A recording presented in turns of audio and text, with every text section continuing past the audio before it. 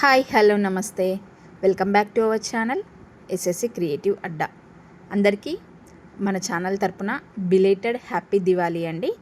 పండగ అందరూ బాగా జరుపుకొని ఉంటారు. అయితే ఈరోజు మన ఛానల్లో రెసిపీ వచ్చేసి టొమాటో చిక్కుడుకాయ కర్రీ అండి. చాలా టేస్టీగా చక్కగా ఎలా చేసుకోవాలో ఈ ప్రాసెస్లో చూసేద్దాం. ముందుగా చిక్కుడుకాయని మొత్తం అంతా గిల్లేసి ఆ నారలన్నీ కూడా తీసేసి కడిగి ఒక పక్కన పెట్టుకోండి. అలాగే మరొక పక్కన తరిగిన ఉల్లిపాయ, టమాటా, కరివేపాకు పెట్టేసుకొని స్టవ్ ఆన్ చేసేసి కడాయి పెట్టుకొని 3 టేబుల్ స్పూన్స్ల ఆయిల్ తీసుకొని దాంట్లోకి 1 స్పూన్ జీలకర్ర, ఆవాలు వేసేసుకొని ఇందాక తరిగి పెట్టిన ఉల్లిపాయల్ని వేసేసి ఆయిల్లో చక్కగా కలిపేసేయండి. అలాగే గుప్పెడి కరివేపాకు యాడ్ చేసేసేయండి. యాడ్ చేశాక స్పూన్తో చక్కగా కలిపేస్తే ఈ ఆనియన్స్ అనేవి ఆయిల్లో కాసేపు మగ్గనివ్వండి. కొంచెం మగ్గుతున్న ప్రాసెస్లోనే ఒక 7 నుంచి 8 వెల్లుల్లి రెబ్బల్ని కచ్చాపచ్చాగా దంచేసి ఈ కడాయిలో ఉన్న ఆయిల్లోకి యాడ్ చేసేసేయండి. ఇప్పుడు చక్కగా కలిపేసేయండి.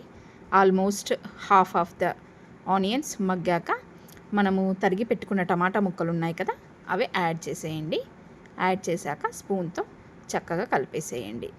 ఆనియన్స్ అండ్ పోపు దినుసులు అన్నీ కూడా టమాటా ముక్కలకి మంచిగా పట్టుకునే విధంగా స్పూన్తో చక్కగా కలిపేసేయండి.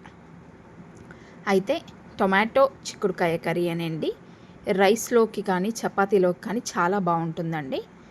మీకు అంటే అందరికీ ఇది కొంచెం పచ్చి పచ్చిగా చేయడం వల్లనో, కొద్దిగా ఉడకనివ్వకపోవడం వల్లనో, లేదంటే ప్రాసెస్లో కొంచెం తేడా వల్ల సరిగ్గా చేయకపోతే నచ్చదు. సో ఇలా పర్ఫెక్ట్గా చేసి పెడితే గనక అందరూ ఇష్టంగా తింటారు.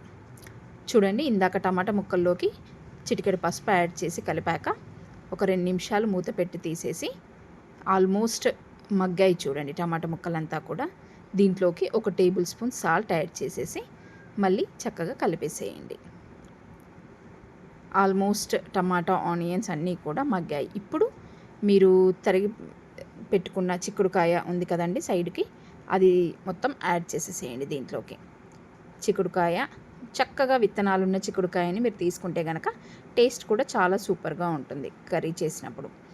ఇలా చిక్కుడుకాయ యాడ్ చేసేసి స్పూన్తో మొత్తం అంతా కూడా కలిసే విధంగా ఒకసారి నీట్గా కలిపేసేయండి.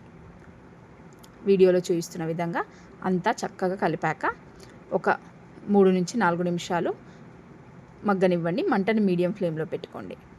ఒక 3 to 4 మినిట్స్ తర్వాత తీసి చూస్తే ఆల్మోస్ట్ చిక్కుడుకాయ పైన పొర, విత్తనాలు కూడా చక్కగా మగ్గుతున్నాయి చూడండి. ఇలా మగ్గిస్తే మనకి గట్టిగా లేకుండా తర్వాత కారం, ఉప్పు అంతా కూడా చక్కగా పట్టుకుంటుంది కర్రీకి. మరొక 2 నిమిషాలు మూత పెట్టి తీసి చూస్తే చిక్కుడుకాయ అనేది ఆల్మోస్ట్ ఒక 80% మగ్గిందండి. ఇప్పుడు దీంట్లోకి ఒక 3 టేబుల్ స్పూన్స్ వరకు చిల్లీ పౌడర్ని యాడ్ చేసుకోండి. ఇలా కారం పొడిని యాడ్ చేసేసి స్పూన్తో మొత్తం అంతా కూడా కలిపేసేయండి. చక్కగా కలిపేస్తే మీకు కారం అంతా కూడా చిక్కుడుకాయకు పట్టే విధంగా నీట్గా కలిసాక మనం మళ్ళీ మూత పెట్టేసుకొని ఒక 4 నుంచి 5 నిమిషాలు దీన్ని లో ఫ్లేమ్లో ఉడికిస్తే చక్కగా కారం, ఉప్పు అన్నీ కూడా పట్టేసుకుంటాయి చిక్కుడుకాయకి. ఒక 4 నిమిషాల తర్వాత మూత తీసి చూస్తే ఆల్మోస్ట్ మగ్గిపోయి ఉంటుంది. ఇప్పుడు ఒక టీ స్పూన్ అంతా ధనియాల పౌడర్ని యాడ్ చేసేసి మరొకసారి నీట్గా కలిపేసేయండి. కర్రీ చాలా బాగుంటుందండి. పిల్లలు కూడా చాలా ఇష్టపడతారు. ఇందులో టమాటో ఫ్లేవర్ని మనం యాడ్ చేస్తున్నాం కాబట్టి చిక్కుడుకాయకి మరింత రుచి అనేది యాడ్ అవుతుంది. అయితే ఈ చిక్కుడుకాయ వల్ల చాలా ఆరోగ్య ప్రయోజనాలు ఉన్నాయి.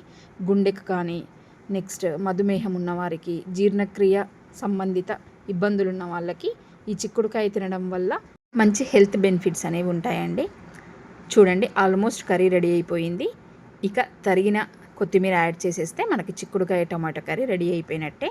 ఈ వీడియో నచ్చితే లైక్ చేయండి. ఛానల్ని కొత్తగా చూసేవాళ్ళు సబ్స్క్రైబ్ చేసుకొని బెల్ ఐకాన్ నొక్కండి. Thank you.